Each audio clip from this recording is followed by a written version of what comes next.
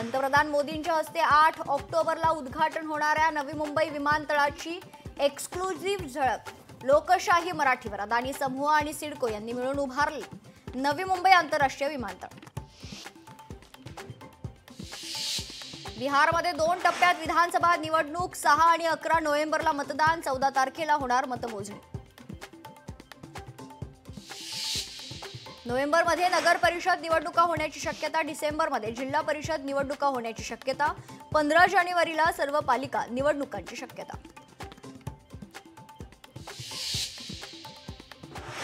मुंबईत महापौर ठाकरे बंधूंचाच होणार खासदार संजय राऊतांचं मोठं वक्तव्य। कडवट मराठी आणि भगव्या रक्ताचा मराठी माणूस मुंबईचा महापौर होणार, राऊतांचं विधान। ओबीसी आरक्षण संपवायला शरद पवारांनी पूर्ण ताकद लावली, नवनाथ वाघमारे यांचा गंभीर आरोप। तर शरद पवारांनी मराठ्यांचं वाटोळं केलं, जरांगेंचा शरद पवारांवर 1994च्या जीआरचा दाखला देत हल्लाबोल।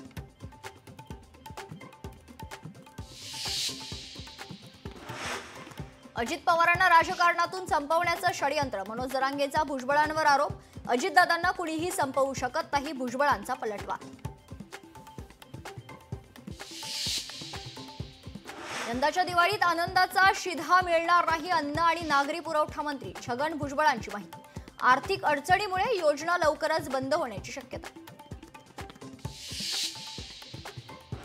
राज्यात कोल्ड ड्रिंक, कप, सिरपवर बंदी, तक्रारीसाठी अन्न आणि औषध प्रशासनानं जारी केलेला टोल फ्री नंबर लागत नसल्याचं समोर। लोकशाही मराठीच्या रियालिटी चेकमध्ये प्रकार उघड। सुप्रीम कोर्टात सुनावणी दरम्यान एका वकिलाकडून सरन्यायाधीश भूषण गवई यांच्यावर बूट फेकण्याचा प्रयत्न, हल्लेखोर वकिलाला पोलिसांनी ताब्यात घेतलाय।